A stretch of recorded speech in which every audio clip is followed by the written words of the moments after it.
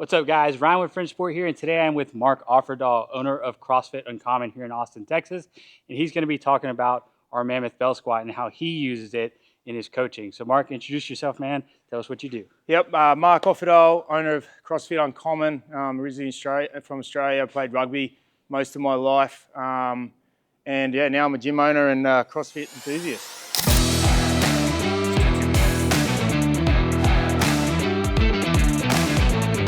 All right, Mark, so you've had the Bell Squat now for around 9 months. Tell us how you're using it in a CrossFit gym, an environment where you typically wouldn't find something like this. Yeah, so I use it more on people that are learning or people that are injured and they need to learn what a full depth squat is. It takes a bit of pressure off their spine. If a lot of people have shoulder injuries these days, so they can't actually grip a barbell on the back squat. And it's just a real good entry level machine to teach them, hey, get this deep. Hey, this is what a pump in your legs feels like. And then off the back of that, we do CrossFit, but we also do functional strength and bodybuilding. So it's a great accessory movement to get a pump in the legs without thinking, without putting too much pressure on your spine and your core. So you're using it with your beginner athletes. What about your advanced athletes? Is there an application for the Bell Squat with those guys? Yeah, so for advanced athletes, I would say use it for hypertrophy, use it for high rep stuff. Use it, like I said, at the back end of a session when you don't want to think and you just want to burn those legs out. I wouldn't let it replace your front squats or your back squats. It's a different sort of movement. Use it as such. So a core group of our customers are people who own home gyms. So for people like that who may not be accustomed to programming their own workouts, what are some different exercises you can do with the Bell Squat that'll be useful for anybody from beginner all the way to advanced? So I think more, you could use it in your strength sets, and if you were doing that, yeah, you want to work in that RPE range like of 9 or 10 or 8, and absolutely fatigue yourself and give yourself that good break, and then just go again back at that. But if you are using it at the back end of when you're doing supersets or triplets or things like that, put lunges in there, put some hamstring dominant work in there, or some more isometric stuff like quad leg extensions and stuff like that.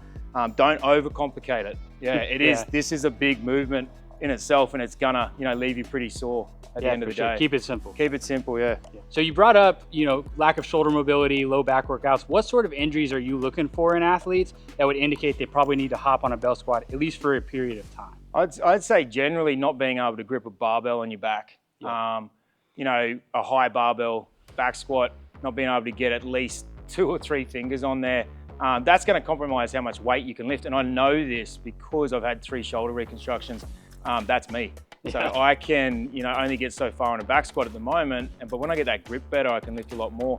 So in the meantime, and when I was getting that external rotation back or that overhead mobility back, I'd use the belt squat a hell of a lot because I didn't want to lose my leg strength. And the other one would just be, any back injury that's going to limit the amount that you can squat, because it is a compression movement when you've got the barbell on your back. So this is going to take that compression out of it and allow you to just go, fuck it, I'm going to send it and go heavy today. Yeah. Oh yeah.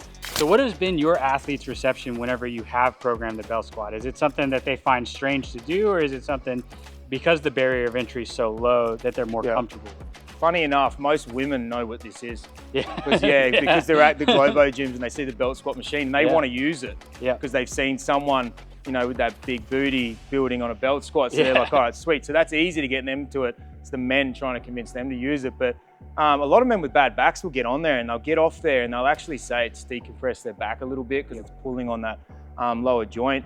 And now that one of the members just walked in the gym, his mate actually tore his pec. So this is all he can use at the moment on that sort of stuff. But yeah, once they use it the first time and they know that they can get a leg pump, they're in love with it. All right, guys. So Mark, thank you so much for walking us through the Bell Squat, not only an at-home application, but also CrossFit gyms, because I think that's a misconception a lot of people have, is that the Bell Squat is only for a home gym, when in reality it has a lot of use even in a commercial application. Yep. So if you guys are interested in checking out Mark's gym, we're going to drop his website down below. He's in Austin, Texas. He also has an Instagram. We'll drop the handle down below. If you like this video, drop us a like. If you're new here, please subscribe. If you have any questions for myself or Mark, please drop us a comment and we'll get to it when we can.